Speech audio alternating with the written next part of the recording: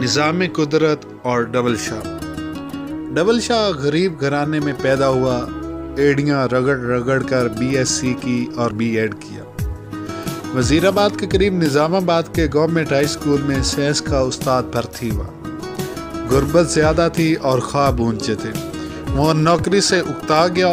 اس نے چھٹی لی، 2004 میں دبئی چلا گیا۔ وہ 6 مہینے دبئی میں رہا، 6 ماہ بعد دوبارہ واپس وزیر آباد آ گیا۔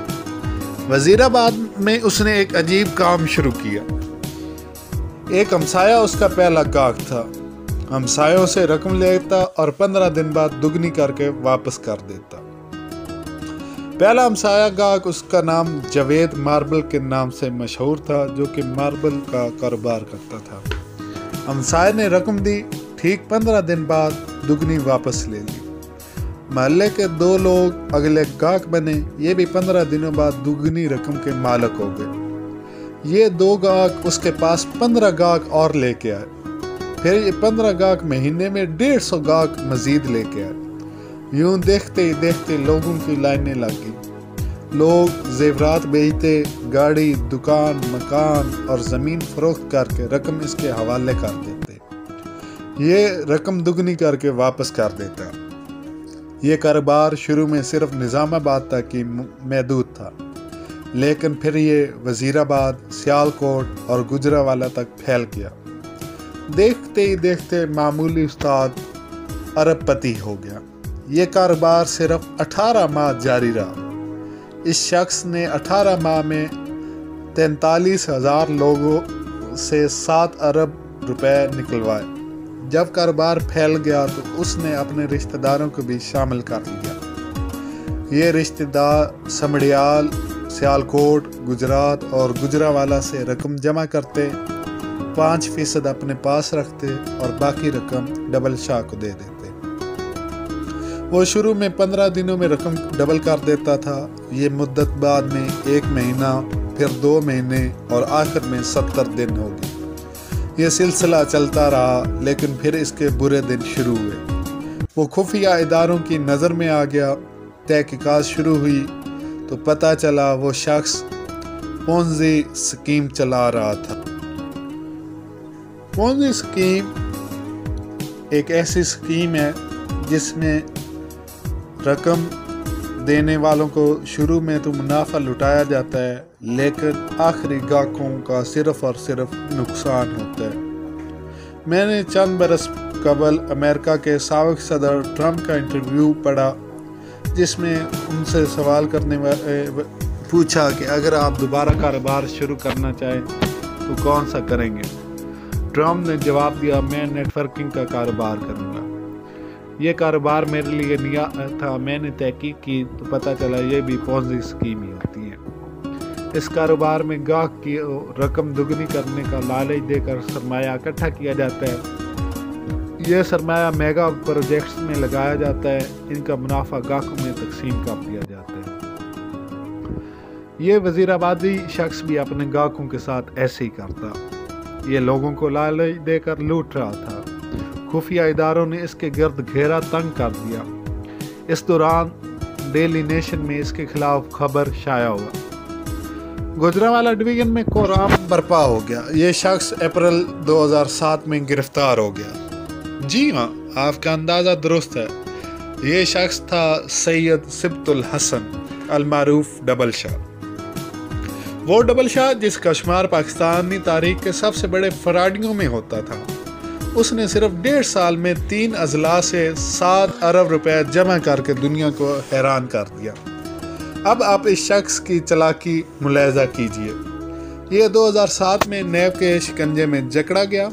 نیب نے اس کی جائیدادیں، زمینیں، اکاؤنٹس اور سیف پکڑ لیے۔ یہ رقم 3 ارب روپے بنی۔ اس نے یہ 3 ارب روپے چپ چاپ اور باخوشی نیب کے حوالے کر دیے۔ ڈبل شاہ کا کیس چلا۔ اسے 1 جولائی 2012 کو 14 سال قید ہوئی۔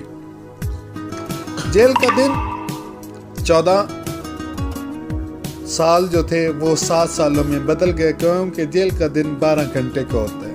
عدالتیں، پولیس، حراست، حوالات اور مقدمے کے دوران गिरफ्तारी को भी सजा समझी जाती है।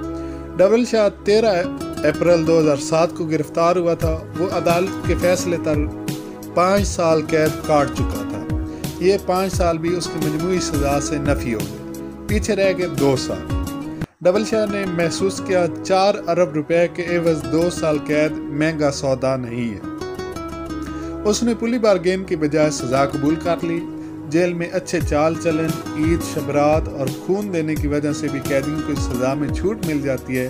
डबल शाह को भी ये छूट मिल गई, चुनाचा वो अदालती फैसले के 23 माह बाद जेल से रहा हुआ। डबल शाह 15 मई 2014 को कोट लखपत जेल से रहा हुआ तो साथियों ने गेट पर उसका इस्तकबाल किया।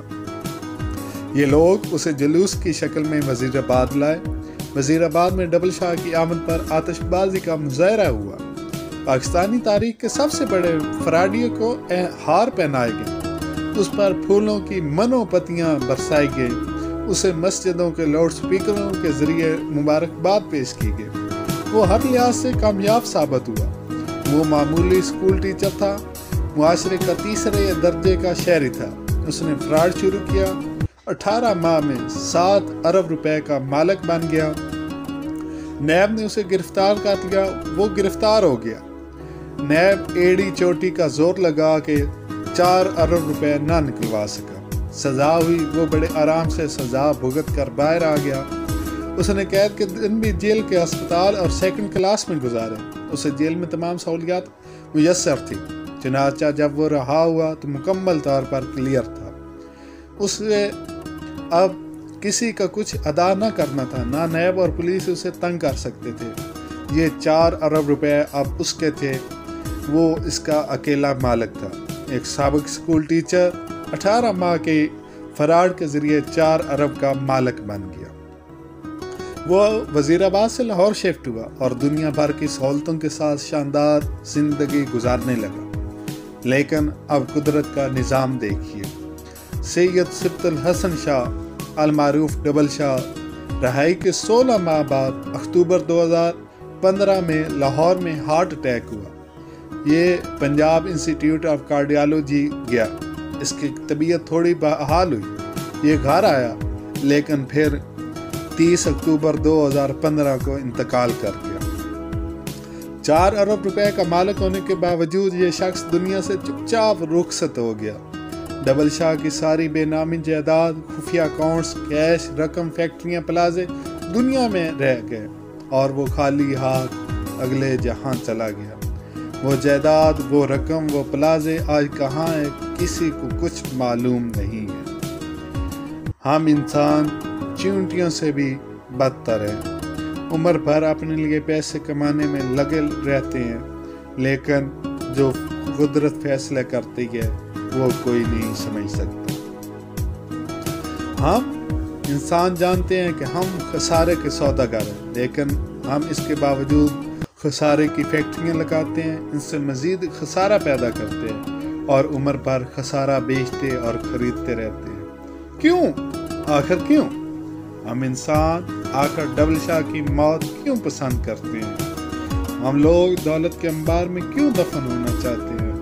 मुझे आज तक इस सवाल का जवाब नहीं मिला और शायद कभी ना मिल सके।